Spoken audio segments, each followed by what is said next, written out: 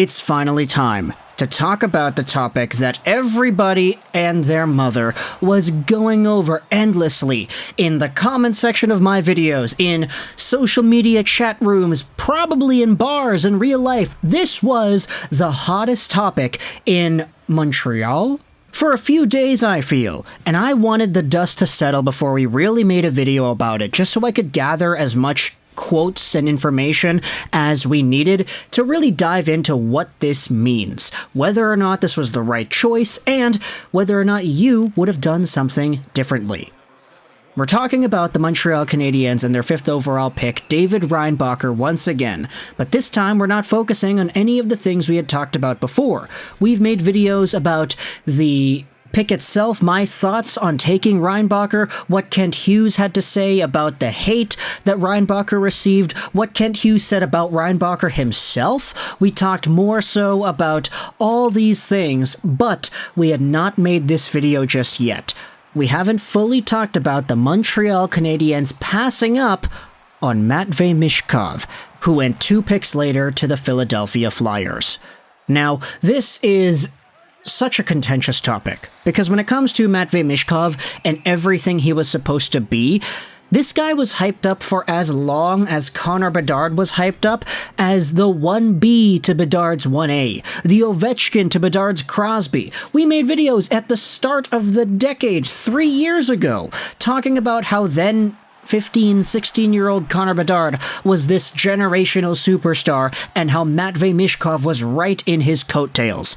This was a big deal. And so with all the crap coming out this season about Michkov and him staying in the KHL, the contract situation, the Russian war, all this stuff going on that could affect his draft stock that doesn't really rely upon his skill or his potential, it's all external stuff that we had going against him.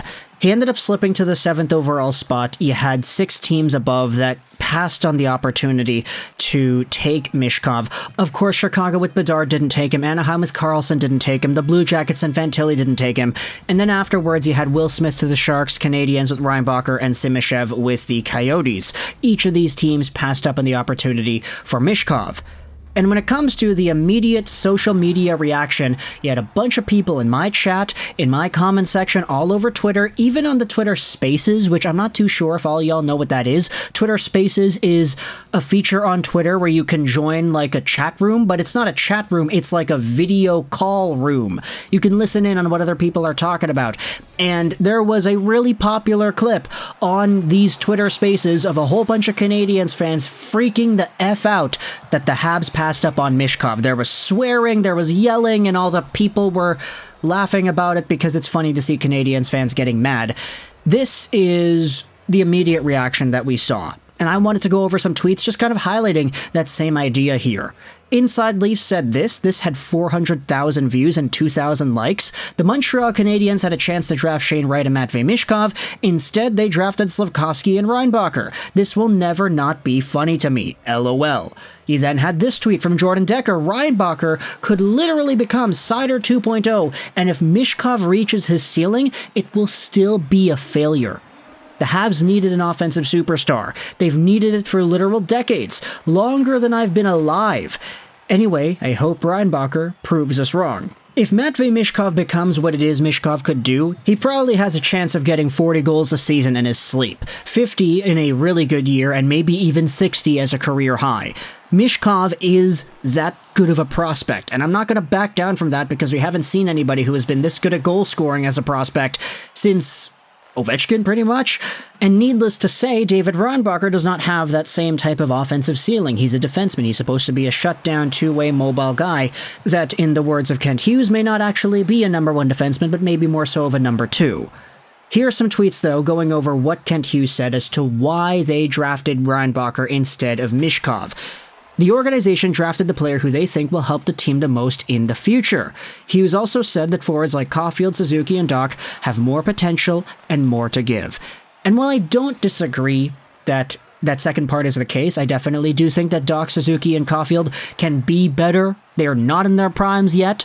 I'm kind of intrigued as to how this wording is presented here, how Reinbacher can help the Canadiens more than Michkov could. I mean, if Michkov is scoring 50 goals a year alongside of Cole Caulfield, I would debate that that's pretty good too. But David Reinbacher, at the same time, if he's logging 30 minutes a night, which, of course, is hyperbole, but it kind of indicates what you're expecting out of this guy, then, I don't know, it's really apples to oranges there. Minutes logging, defensively responsible, point-producing right-handed defenseman who is a number 2 guy, or maybe a 40 to 50 goal-scoring winger in Matvei Michkov. I'm not too sure. Let me know your thoughts in the comment section below. We also had ourselves some more quotes from people within the Canadiens organization. This is an article on TVA Sports. There were so many unknowns about Michkov, published June 29th after day 1 of the draft. This is what Habs Director of Amateur Scouting and Director of Player Personnel Martin Lapointe ended up saying. It's sure that fans would have liked a sexy pick, a guy who scores goals. We did not disdain Michkov's talent. He is very talented, he's competitive, he works well at the bottom of the ice, and he added about Michkov. On the other side of the rink, though, it's a little bit worse. You live with his mistakes, but also there were so many unknowns and 3 years of waiting, so we leaned towards Reinbacher. Lapointe also had a really interesting comment saying this. He assured the entire team of scouts on the Habs agreed with Reinbacher over Michkov. And that kind of got a few people a little bit questioning in Twitter, I saw, because it's one thing to go out there and say, yeah, we ended up taking Reinbacher because we leaned more towards him. But to hear that the entire Canadian scouting staff was on board with this idea, I don't know, it seems a little interesting. David Reinbacher, for us, was a very important player, Lapointe said. He ticks all the boxes that a defender can bring to a hockey team. He'll solidify our defense. He's been on our radar for a really long time. Right from the start, he was very high on our list. The more we went to see him, the more we rose, and so at the end of Christmas, he was already where he was on our list. There is not a scout who went against the decision. All the scouts were unanimous. And so maybe the idea of the Canadiens taking Michkov was used as a smokescreen by all the other media people who had heard that they were leaning towards him. Either that, or they really did just value Reinbacher so highly that it was always going to be their guy. In fact, here's another article on Le Journal de Montreal about the same thing. On our list, the name of Reinbacher was before that of Michkov, the most popular choice. There are some other comments made by Lapointe written about in this article. He was the player we wanted to draft at this rank. He was the name before Michkov, the most popular choice. When we looked at Reinbacher, we found he had ticked all the boxes. He's quick, he's mobile, smart, tough character, and a good person.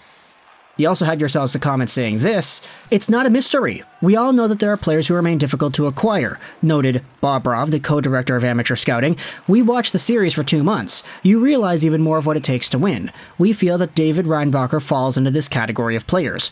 Every year, the teams that want to improve their fate at the draft try to get these types of players. We believe he was the right player for us at this rank. We seek to build a culture that fits with our philosophy. And that's another part of it that we hadn't really touched on either, culture. When it comes to the Canadiens wanting to build a culture, David Reinbacher just seemed to have aligned more so with that idea than Matvei Michkov ever had. Here's a tweet made from Sean Hashim. It's a quote of the Canadian scouting guys. Reinbacher over Michkov was for safety and culture. It specifically highlighted in this interview the knowns we had in Reinbacher versus the many unknowns of others. We're building a culture. We want certain things that permeate that culture. David Reinbacher embodies the culture, and so culture was an important word. This also has a reply video of Kent Hughes going out there and dissecting the pros and cons and the skills as to whether or not it's more likely that a guy reaches his potential. So, to recap, Sean says, the Montreal Canadiens were scared of the risk, and Bobrov also said culture 4 times in 30 seconds. And so, there are many reasons as to why the Canadiens drafted Reinbacher over Michkov, but it all boils down to these: risk assessment, culture, positional need.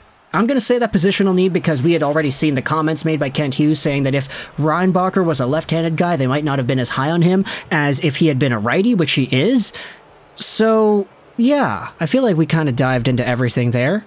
Reinbacher over Michkov. In my opinion, I could live with it. You saw my reaction, I was alright with the pick. Michkov was second overall on my board because I think he's going to be that gosh darn good, but Reinbacher wasn't too far behind. Is it a bad pick?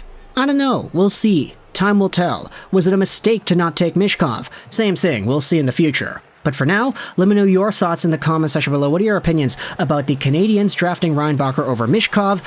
what do you think about the pick a week after it had happened and we had some time to cool down? Let me know your thoughts in the comment section below. I hope you enjoyed this video. Trolls 99, and bye.